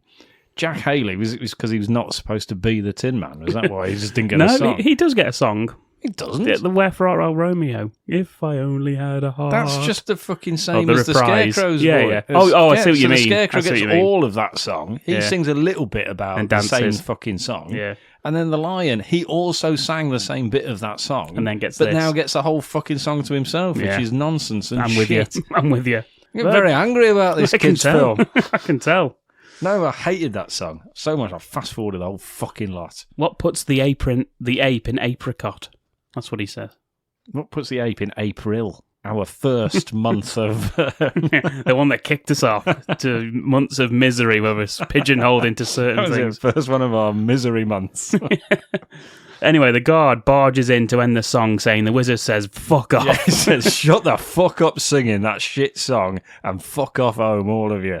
Dorothy gets upset saying it's all her fault. Auntie M's dying of a broken heart. It's all my fault. And everyone says that's true. Yeah, turns out it's not true because no one's fucking dying of a broken heart. Auntie M doesn't give a fuck. Yeah. It's all because of bullshit from the balloon exhibitionist. Yeah. The guard overhears it, starts crying, says he had an Auntie M himself. And then she's dead. Yeah, So he knows broken how it heart. feels, yeah. When I left home to be a wizard's fucking doorman. He says, I'll let you in. Come on, you can come see the wizard. They walk in, And they just see this big bulbous head green fuck Yeah, there's floating. like fire, a bit of smoke, probably burning people's faces. It's a come forward. Yeah. Yeah, Baron. big old fucking Mekon head, isn't it? It is. I am Oz, the great and powerful. Who are you? Yep, and he calls them all forwards, one by one, just so he can call them a bit of a cunt. Yeah, it's like Doesn't it? Simon Cowell, Yeah, isn't like, it? You, come forwards. You total prick. He calls the Tin Man a clinking, clanking, clattering collection of colliginous junk. Fuck, it's too much, isn't it? That's a lot, isn't it? Yeah, you'd have walked off by then. He called the Scarecrow a billowing bale of bovine fodder. Yeah. It's a bit shorter. And the Lion just passes out. Yeah. Calls him a pussy. Yeah, he calls him a fucking dickhead. Dorothy has a go at him. Says, Yep. shame on you for frightening him when he came for you for help. And the Oz says, I have every intention of granting your wishes. And the Lion perks straight back up. Says, all you've got to do, it's very, very simple. Fight to the death. Fight. That's what I'd hoped he said. But all the Lion four would of win that, wouldn't he? Yeah, but you'd think, but he's too scared. Yeah. Has the Tin Man still got his axe? Yeah. He'd fucking win then, Yeah, wouldn't he would win, yeah. He'd win. Yeah. Toto? I don't know about Toto, though, to be honest. I think the Scarecrow would be last because he's made of straw. Well, you just pull his head off. Yeah. Straight away. Yeah. He's gone. He can't do fuck all, can he? Yeah, then Toto, then Dorothy, then the Lion. And then the Tin Man versus the Lion with an axe. Yeah, Versus, Tin Man wins. versus natural, Yeah. Power. It's like the end. It's like The Shining with the previous caretaker. The Tin Man's just sat frozen. Yeah. He's rusted up again. Yeah. Yeah, that close up on his face. Yeah, exactly. There we go then. That's how it should have ended. And there's the pitch for the end of the That's episode. how it should have fucking ended. He says, all you've got to do, it's very, very simple. Bring me the broomstick of the Wicked Witch of the West. If you bring that to him, he'll grant your requests. There you go then. Simple as that. And they said, but to get that, we'd have to kill her. And he's just like, I don't fucking care about all of this, little ins and outs of the deal. That's your deal. And the Lion says, what if she kills us first? And he says, I said go. He And said, shoots. just fucking said, I don't care. T's and C's, you've accepted them or you don't accept them. I'm not fucking bothered. I'm just a massive fucking head. Yeah. Do what you want. The Lion runs off, dives through a window. Yeah. I like that. I usually like that, but I was annoyed by it in this. Usually that's one of my highlights of any film. Somebody just running smash through a window. I did like it. I did laugh. I don't know. I mean, I did write it down. I wrote it down because I was just like, fucking idiots. I don't even know where that goes. It's a fucking frosted window. It could be like the fucking 12th floor. But still, yeah, I suppose I did like it in a way. Cut to the Fear Forest, or whatever the fuck It's the it's called. haunted forest. They've got this glowing eyes of very, very fake-looking owls. Yes, there's signs up as well, isn't it, saying welcome to the haunted forest, which is how I knew what it was called. They each have a weapon. The Tin Man is double tooled up. He's got an axe and a massive wrench. The Lion's got a net, whoever she is. The Scarecrow. Scarecrow's got a fucking revolver. He's packing heat. What the fuck? How long's he had that? Who's giving him a gun? In Oz, that's not very whimsical. He's giving him a fucking firearm. Why would you give it to the one without a brain? Hey, that's America, right? Unless, of course, that's another scathing criticism on society. Oh, come at us, America. No, don't. But still do listen to us. Yeah, please. He's also got a scythe for anyone that cares. Has he? Yeah. Fucking, that's Has he? That's a fucking two-handed weapon. Anyway, yes. They read the sign that says, I'd turn back if I were you. I was getting Labyrinth fucking vibes for a long time in this film, but that's one of them as well. Yeah. I read it in that voice as well. I'd turn back if I were you. Mm-hmm. Oh, please. And the Lion does turn to go back, so the Scarecrow and the Tin Man have to drag him back. Yeah, gunpoint. Fucking gunpoint at his head. You fucking back over here now, you cunt. Yeah. They say, I do believe there's spooks in this forest. That's a sort of old-timey racism, isn't it? It certainly is. Jesus Christ, Scarecrow. Someone take the gun off him. He hasn't got a brain. There's the defence. And they said, don't you believe in spooks? And the Tin Man's like, no, that's silly. I don't believe in that shit. And they gets picked up into the air and dropped from a massive height. Yeah. It's probably Was that for real? Do they really just drop him? I think so, yeah. Why not? From what we've heard so far, they probably did, didn't They they? put Buddy Ebsen back for a cameo. Let's just lift you up. Dropped him out of a tree.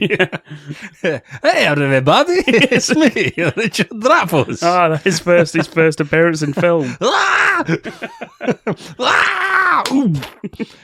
Thank everybody. See you later. I'm off to Munchkin Land. The witch is watching this from her crystal ball, and she tells her flying monkeys to grab Dorothy and do what you want to the others. Yep, rape the others for all I care. She says a line, Ken. She says, "I've sent a little insect on ahead to take the fight out of them." Did you hear her say that? I did, yeah. I don't know what she was talking about.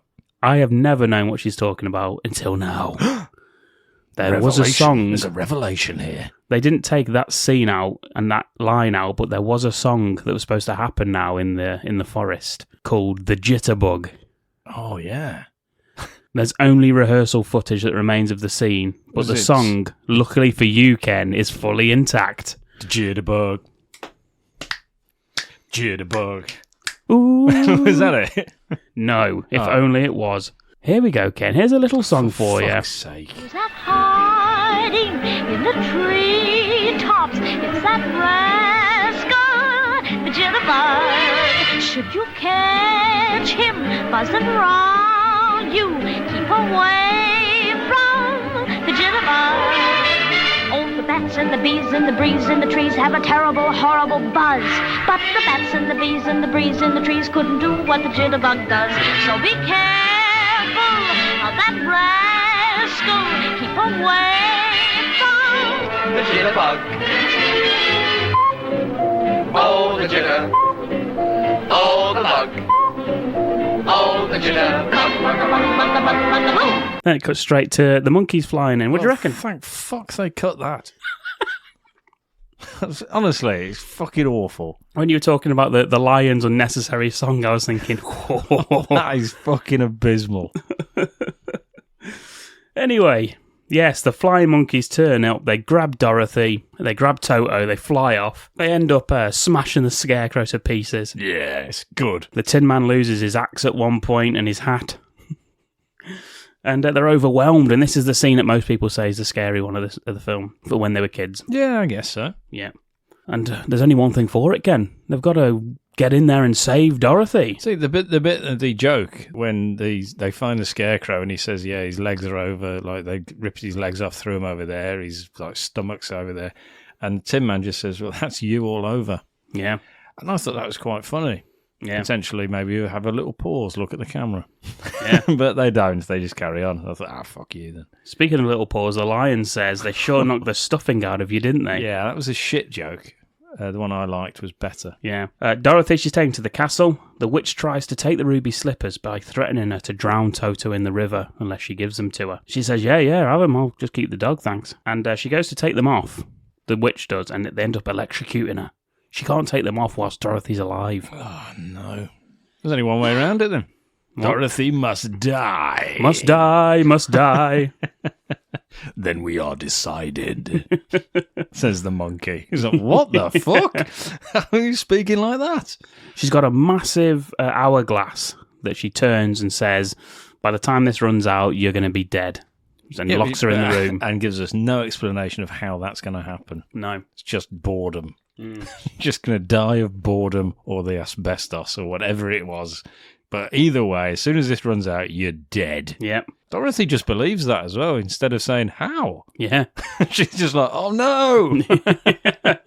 But still, maybe that's maybe a reflection on life itself. All we're doing is battling against time, even though we know that time will eventually be the victor. The sands of time. Maybe that's what it's all for about. For me. This is what she's singing. I'm running low. Running low. For fucking ages. It was 9.5 minutes we get that song. See, now that would be a fucking good deleted scene. I'd watch that. Judy Garland singing. Performing Hallowed Be Thy Name by Iron Maiden. Fucking brilliant. Toto, he escapes again. He does the old jump out the basket trick that he did at the beginning. And he jumps off they try and raise the drawbridge. He jumps off that. They all throw spears at him.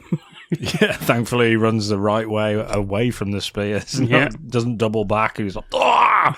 Oh, shit, we need another dog. Fuck, that's the third one we've killed.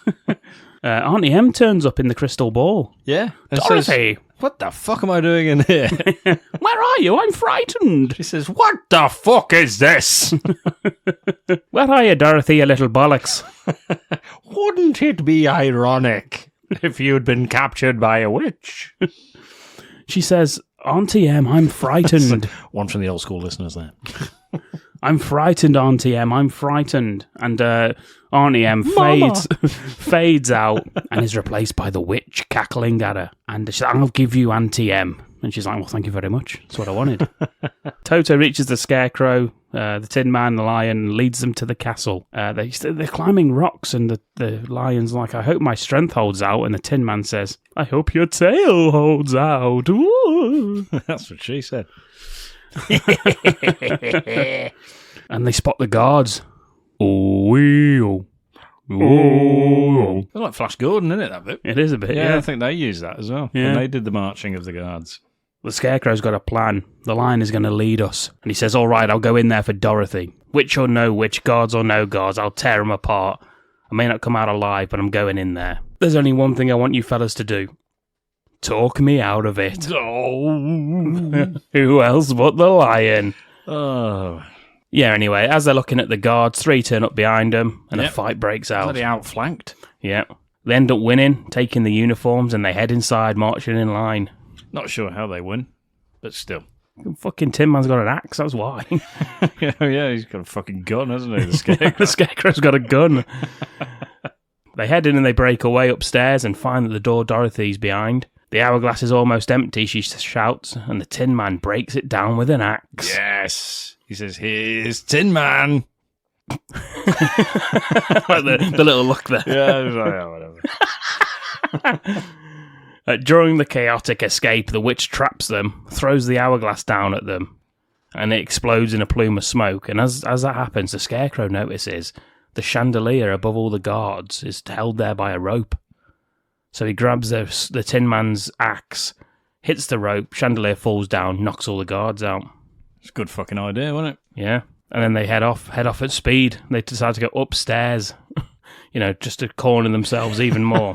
Not such a good idea. There's guards. So they run back downstairs. There's guards. There's fucking guards everywhere. So they're cornered again. Yep. And the witch says the last to go will see the first 3 go before her. And your mangy little dog too. Oof.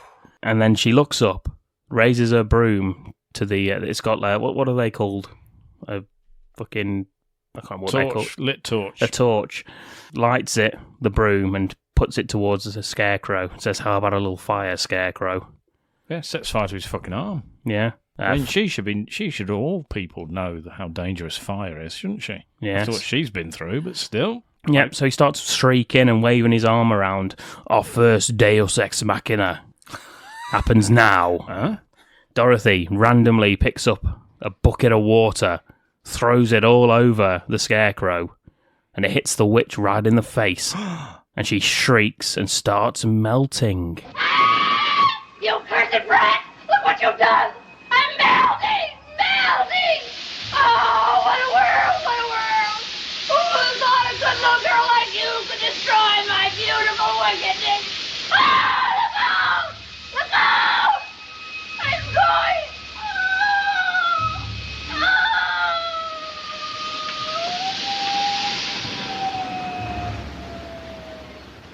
Oh, what a world. She does say what a world, yeah. What a fucking world this What is. a wonder. That's what she says. Yeah, she does. I'm melting. What a fucking world. What a fucking ironic. The Winkies is the name of the guards. Did you know that? No, that's fucking rubbish. Why are they called Winkies? The Winkies. Sounds like a kid's fucking TV hey, show. we're the Winkies. People say we're winking around. We're too busy winking to wink anybody down. The Winkies, they were enslaved by the witch, you see, Ken. And they're so grateful I don't want a fucking backstory on the Winkies. And they're so grateful that Dorothy fucking care. that Dorothy killed the witch that they let her have the witch's broomstick. And they're saying, "Hail, hail to Dorothy! The wicked witch is dead. She's killed again. Hail Dorothy! She'll kill us all." They return to Emerald City. Everyone's fucking going insane. They head back to the witch. I was by this time. They go back to the wizard, present the broomstick. He says, "Fucking hell. Yeah, you liquidated her, eh?" The wizard attempts to delay them. Yeah, and this says, "Just come back tomorrow anyway." Yeah. He says, come back tomorrow. It's all he ever says. Tomorrow, tomorrow never comes. Is this Toto that sings this bit? It might as well have been. It wasn't that fucking kid, was it? That's one Bugsy Malone, one for the old school listeners.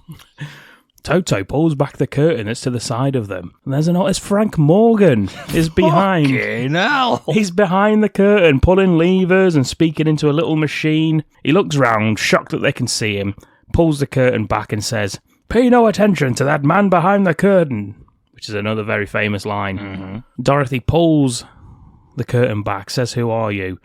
He says, "I am the great and powerful Wizard of Oz." The Scarecrow calls him a humbug. He does. He says, "You're right. I am a humbug." He's like, "You bastard."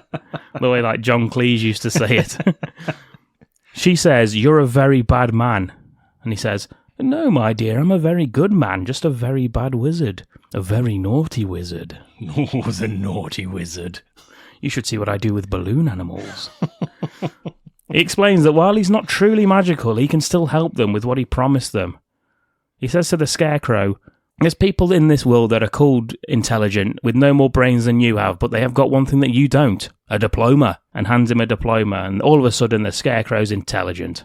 He reels off a triangle. So it's supposed to be Pythagoras' theorem, Yeah, isn't it? it's incorrect though, isn't it? Yeah. It's actually incorrect about any triangle. Yeah. I think he mentions like isosceles triangles and stuff. He's just fucking wrong. Whatever triangle he's talking about, it's not right. Yeah. So shut up, Scarecrow. You're still an idiot. Yeah.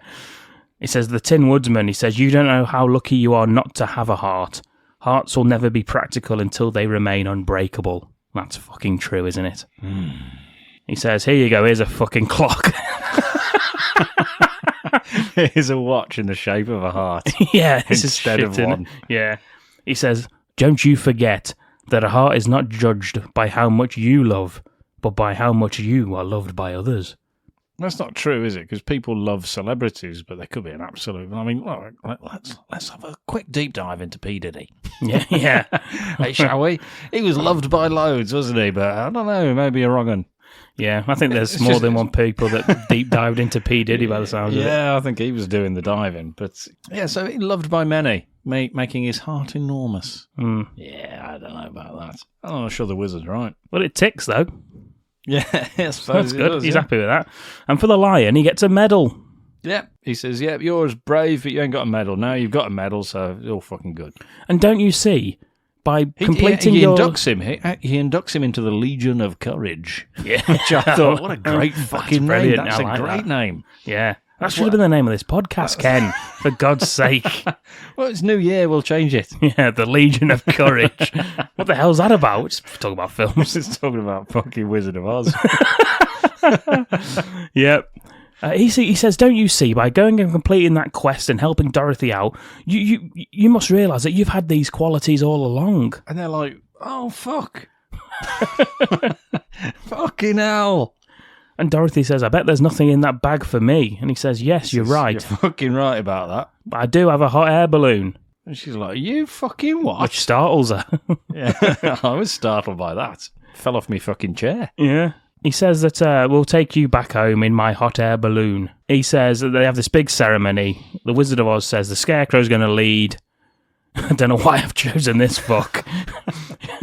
But the Scarecrow's going to lead. He's going to have help from this fucking metal fuck and this cowardly fuck. Everyone happy with that? Good. No, I don't give a off. fuck. No, fuck off. I'm out of it. Unfortunately, as he's letting go of the sandbags, Toto jumps out after a cat that he sees. Oh, it's fucking liability, isn't he, this dog? Dorothy, she jumps out to grab him and misses her ride. And he's like, the wizard, his voice now, I don't know how it works. Goodbye, folks. Yeah, he just fucks off on his own. And when all hope is lost, and they're like, well, you're going to have to stay with us. They were like, well, that was startling, wasn't it, that balloon? I said, yes, it was. When all hope's lost, and she's going to have to be roommates with a lion, a tin man, and a scarecrow for the rest of her life. Yeah, she cries again, which is what she's been doing for the majority of the fucking film. Glinda reappears in her balloon. Yeah, she's like, how's it all going, love? She says, don't you understand, Dorothy? You've always had the power to return home. Yeah. All you've got to do is click your heels together. I just couldn't be bothered to tell you an hour ago. Yeah. So why didn't you tell her in the first place, says the Scarecrow. He's like, she wouldn't have believed me. Of course she would. She's in a fucking Munchkin land. She's a fucking idiot as well. She believes everything she sees. And she said, did you learn anything, though? That's the main thing. She says, yes. I learned that if I ever go looking for my heart's desire again, I won't look any further than my own backyard. Mm-hmm. If it isn't there, I would have never lost it to begin with. It's like, what? What are you talking about? I think she means just make the best of what you fucking got and stop dreaming about having other things. Yeah, don't dream for and more. Live and do whatever you want to do. Don't follow your dreams. Just stay where you are and fucking accept it. Make the best of what you've got and stop fucking moaning. Yeah, work on that farm. Probably marry Hunk. Yeah, the fucking hunky scarecrow. Yeah, probably watch Auntie Em and Henry die a shitty death. Yeah. Dysentery or whatever happened back in the Dust Bowl back then. Get molested by Zeke. Probably. Yeah. Yeah, and just fucking die yourself. That's all you should be hoping for. That's the real message of The Wizard of Oz. Yeah, and that's what the message said at the beginning, wasn't it? Yeah. That's who the film's dedicated to. All those people who live this dream. Yeah, and also being gay is fine. And the Scarecrow says, that's so easy. I should have thought of that for you. And the Tin Man says, I should have felt it in my heart. It's like, oh, shut up, Tin Man. Shut up, what time is it? Dorothy bids farewell to her friends. The Tin Man's crying. He says, now I know why I have a heart, because it's breaking. Yeah, he says, well, that didn't last long. What a waste of fucking time, wasn't it? You've broken it already. Lion, he says he would have never found his courage if not for her. And she says to the Scarecrow, I'm going to miss you most of all. Yep, and the others say, we can still fucking hear you. That's really unkind. Yeah, I think Family Guy do a great version of that, where they do that scene where Dorothy says, I'm going to miss you most of all, and the other two just start ripping into her, the Tin Man and the Cowardly Lion. Not very nice, is it? Not really, no. My God, this is more uncomfortable than the goodbye in The Wizard of Oz. Goodbye, Tin Man. Goodbye, Dorothy. Goodbye, Lion. Goodbye, Dorothy. And I think I'll miss you most of all, Scarecrow. Oh, okay. It's kind of an odd thing to say. Yeah, sort of a weird comment right in front of all of us. Kind of thought this was a team effort. Yeah, really glad I risked my life and everything. Yeah, you're like 5 minutes from gone and you leave with that? Yeah. You know, that's like cutting a huge fart and then walking out of the room. And that's how we'll remember you. As a big fart. Goodbye, big fart. He says all you got to do is click your heels and repeat, there's no place like home. And she says, repeat what? There's no place like home. Okay, one more time. There's no place like home. And then Glinda just fucks off to a farm in Kansas. Yeah. She's like, oh, damn you, Dorothy! And Dorothy wakes up in Sepia in Kansas. She's gone back to bloody Sepiaville. Surrounded by her friends and family. She says, I've been on an adventure. It's a bit like that more popular version of this tale, Babes in Toyland, starring Keanu Reeves and Drew Barrymore. Yeah, and then you hear, Sarah! Sarah! Are you home? She says, it was real. You, and you were there, but not you, Uncle Henry. Yeah, I forgot you was actually here. Yeah, never mind there. And he just looks up, he's like, what the fuck is going on? Toto's there as well. Yeah, and I'll tell you who else is there. Frank fucking Morgan's Yeah, there, just poking his turns head up. through the window saying, hello. Is that girl dead? I go, no, she's all right now. He's saying, fuck for that. You owe me a sausage. Yeah, mind me, snorkers, everyone. Yeah. Where's Toto? No, he was destroyed. Miss Gulch came back for him yesterday. Well. Oh, well, we've all learnt a lot. My last note, Ken. Mm-hmm. Dorothy's changed with a new appreciation for her home and family. The film closes with her realisation that, while adventures may call, her true happiness lies in the love and comfort of those closest to her. That's beautiful. And that's what Christmas is all about. Oh, but anyway, Toto, we're home. Home. And this is my room. And you're all here. And I'm not going to leave here ever, ever again. Because I love you all. And, oh, Annie M., there's no place like home. Yeah, I mean, the reason we cover this, of course, listeners, is, especially you Americans, this is always on at Christmas time. It probably will be on at Christmas, won't it? You've probably already watched it by the time you hear this. Yeah, it's got this association with Christmas that some other films have as well around this time, even though they're not actually Christmas films. Like Die Hard. Oh. So, Ken, after rewatching this, I'm assuming this is the first time you've seen this for fucking years. Yes, oddly enough, it is. What do you think? I didn't really like it. I didn't enjoy it. No. I didn't enjoy watching it. No. But it's a good film. Mm-hmm. I just don't enjoy watching this anymore. No. As a kid, perhaps I did. As I say, I did watch it on my own at night. Yeah. Instead of watching a fucking film I wanted to watch. So which is a bit disappointing. I'm still trying to pay you back. Still trying to pay you back for fucking eco-action. You're talking Forest Warrior. You just shush. Okay? Chuck fucking Norris. Bloody Judy Garland and Frank Morgan. Who? Singing fucking songs. Yeah. Yeah, so it's a good film. And obviously it's a good message. And it's... but I don't enjoy watching it. There's a porno version of this. There is indeed, yes. They sing in that as well. Yeah, next Christmas then we'll do that, okay? Yeah. Well, I'm watching that fucking late at night on my own in the house. That's fine. You're lucky I'm using my work laptop so I couldn't have the song loaded up. But there is indeed songs in that one. Oh, good. Maybe we'll play one as an extra splicey. I could be a great musician, a smart mathematician, or the kind of guy who stands out in the rain.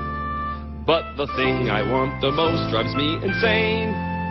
That's pretty pussy, tasty titty, sex out from the rain. Is this being inducted into the bad movie cult? I don't think we can. If it's been inducted into the history fucking mankind vault of humanity and cultural and all that stuff, I don't think we can condemn it to being with us for the rest of its life. No. Well, we could and just add that to its Wikipedia page. It's also been inducted into the bad movie cult by two twats. By two idiots drinking beer who should know better than to stay up late watching kids' films. Yeah, we could. But I don't think anyone would care, and we'd be removed from it. Yes. So no, it does not go into the bad movie cult. It lives, it survives, and it continues to shape our youth. Beautiful. Well said, Ken. I don't think anything could be said more on the subject. So we're going to move off it and say thank you for listening to this week's episode, our first of our Christmas films. We've got another one coming up, and it's Ken's choice. Yes, it's not a kids' film. It's not a fucking musical. It's and it's not one of Dom's shits. It's we'll save that for the third one. Yes, this is Dark Angel.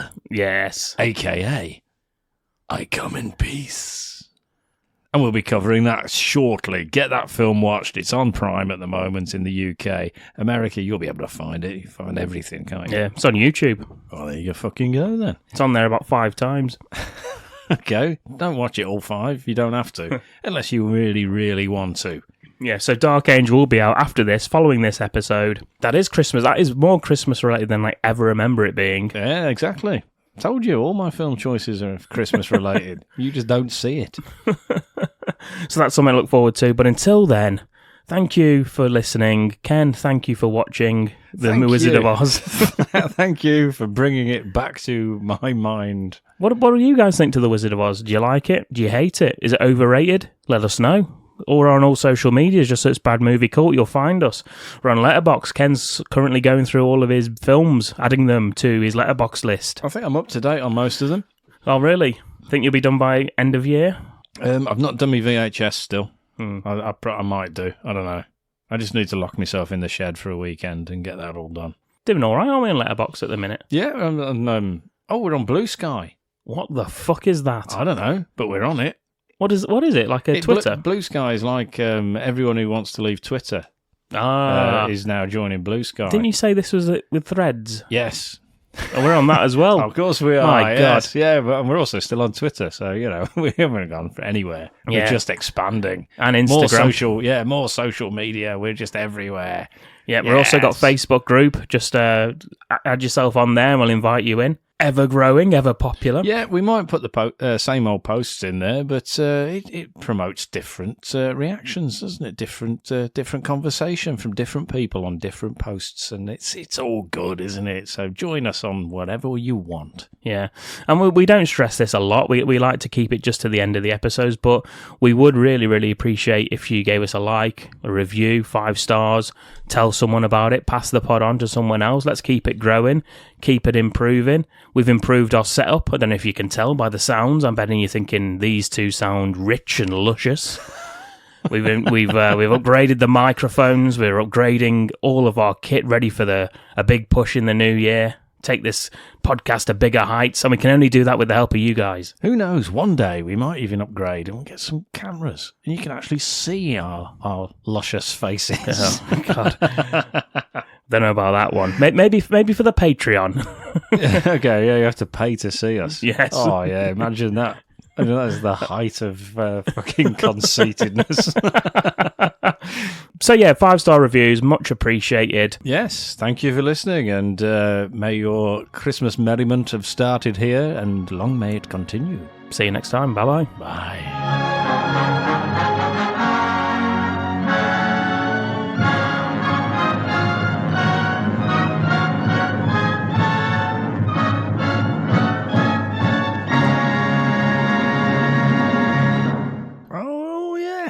It's the Munchkins. I've written they all come out of nowhere, and it's like the Paralympics opening ceremony. Oh, no.